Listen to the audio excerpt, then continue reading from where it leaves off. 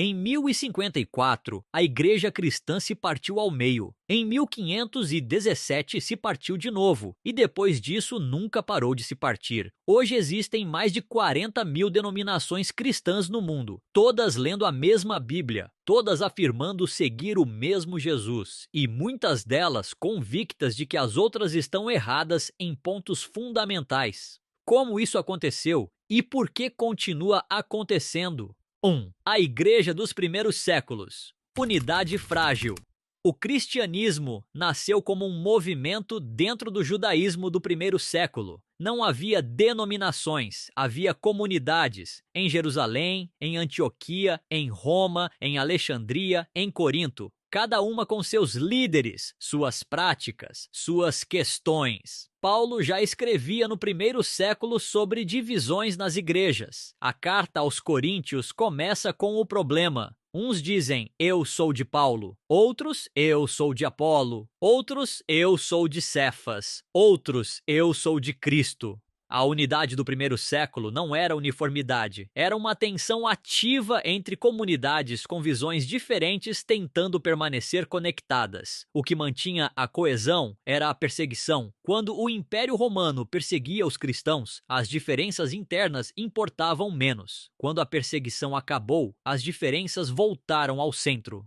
2. O Concílio de Nicéia e o preço da ortodoxia. Em 313, o imperador Constantino legalizou o cristianismo. Em 325, convocou o Concílio de Nicéia, a primeira tentativa sistemática de definir o que o cristianismo oficial acreditava. A questão central era a natureza de Jesus.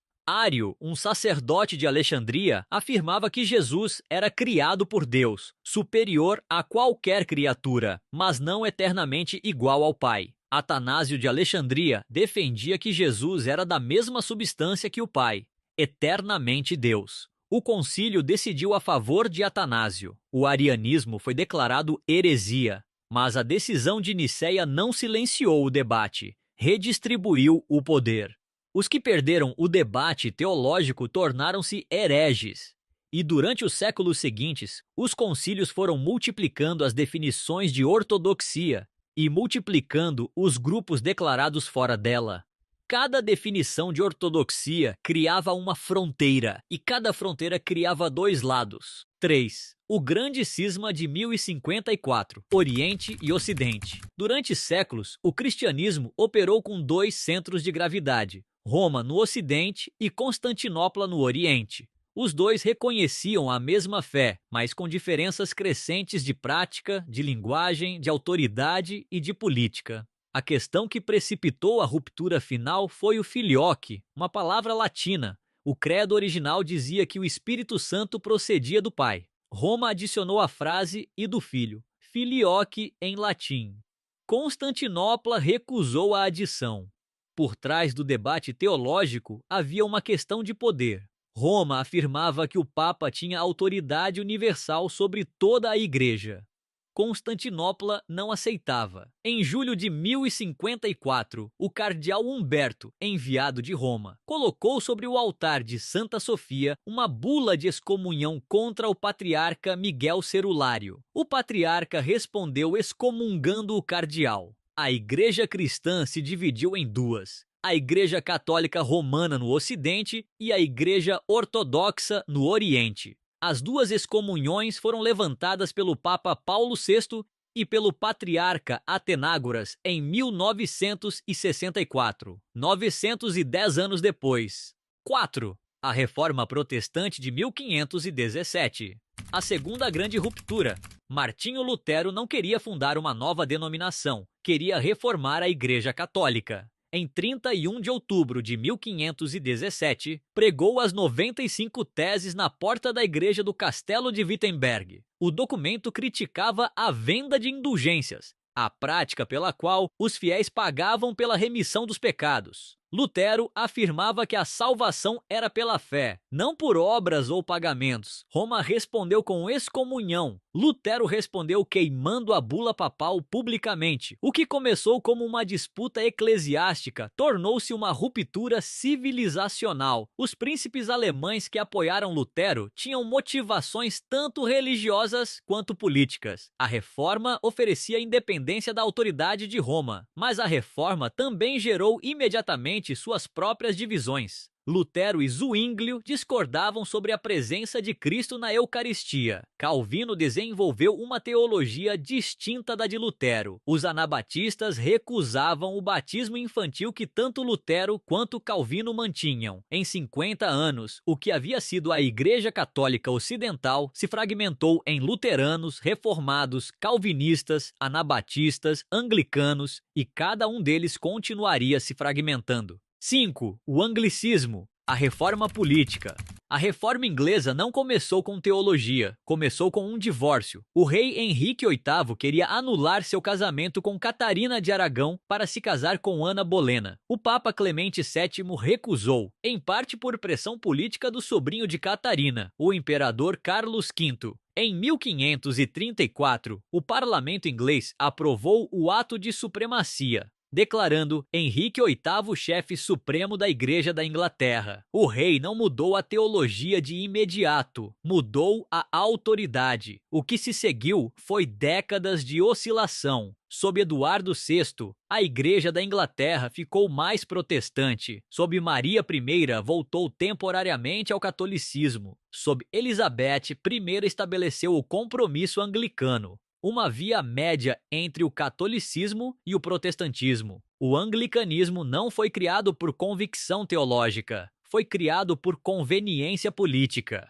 E essa origem ambígua explica por que a comunhão anglicana hoje abriga desde anglo-católicos que mal se distinguem dos romanos até evangelicais que mal se distinguem dos batistas. Antes de continuar, se esse conteúdo está abrindo seus olhos para o que está por trás da história do cristianismo, se inscreve no canal, ativa o sininho e deixa o like. Isso faz o YouTube mostrar esse conteúdo para mais gente. Feito isso, vamos em frente. 6. O pietismo e o metodismo, a reforma do coração.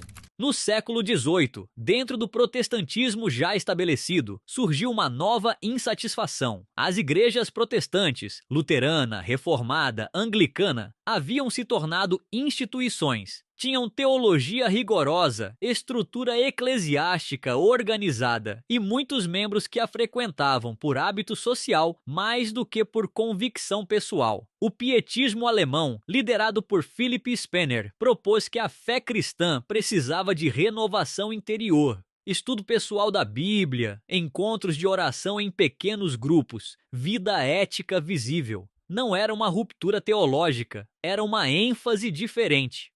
Na Inglaterra, John Wesley pregava em campos e ruas para trabalhadores que as igrejas anglicanas não alcançavam. Seu movimento, o metodismo, começou como um movimento de renovação dentro do anglicanismo. Só se tornou denominação separada depois da morte de Wesley. O padrão se repetia. Um movimento de renovação dentro de uma denominação existente. A denominação resistia à renovação. O movimento se separava e se tornava uma nova denominação.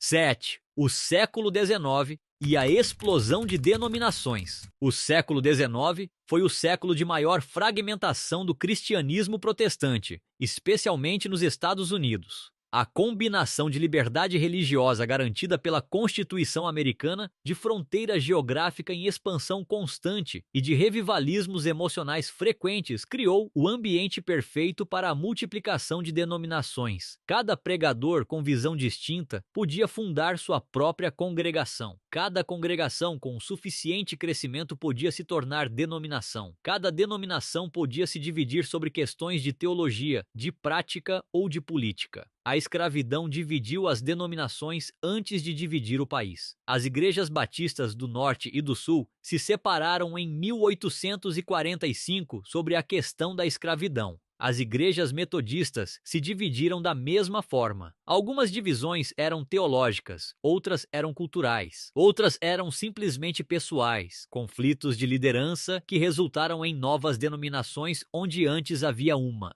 8. O século XX, pentecostalismo e a globalização da fragmentação. O século XX trouxe o movimento pentecostal, que começou em 1906 numa reunião de avivamento numa rua de Los Angeles chamada Azusa Street. O pentecostalismo enfatizava o batismo no Espírito Santo, evidenciado pelo falar em línguas, os dons espirituais e a experiência religiosa intensa. Era uma nova ênfase dentro do protestantismo e gerou uma fragmentação ainda mais acelerada. Hoje existem mais de 700 denominações pentecostais e carismáticas distintas só nos Estados Unidos. No Brasil, o pentecostalismo se fragmentou em centenas de denominações e ministérios independentes. A globalização do século XX espalhou o protestantismo fragmentado pelo mundo inteiro.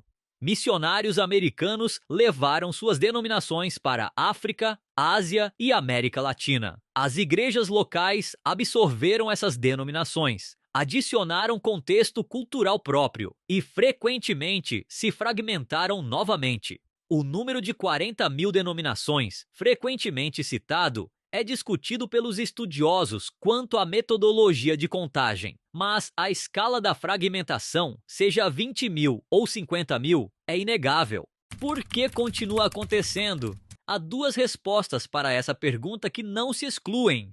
A primeira é estrutural. O protestantismo removeu a autoridade central da igreja, o Papa, a tradição, o concílio, e colocou a Bíblia como autoridade final. Mas a Bíblia não se interpreta a si mesma. Cada leitor traz para o texto sua própria formação, seu contexto histórico, suas perguntas. E leitores diferentes chegam a conclusões diferentes. Sem uma autoridade final para arbitrar as divergências, a fragmentação é o resultado natural. A segunda é teológica. O próprio Novo Testamento registra que desde o início havia diversidade de práticas e de ênfases entre as comunidades cristãs. A unidade que existiu na igreja primitiva era sempre tensionada, nunca perfeita. O que os séculos seguintes fizeram foi tornar essa tensão visível em estruturas institucionais separadas. Nenhuma das duas respostas é satisfatória sozinha. Juntas, elas descrevem um processo que começou muito antes de 1054 ou de 1517 e que não mostra sinais de parar. A mesma Bíblia, o mesmo Jesus, mais de 40.000 formas de responder ao que isso significa. Se esse conteúdo abriu seus olhos para algo que você não sabia sobre a história do cristianismo, ele merece chegar a mais gente. Compartilha com alguém que precisa ver isso. Deixa o like e se inscreve no canal se ainda não for inscrito. Obrigado por assistir e até o próximo vídeo.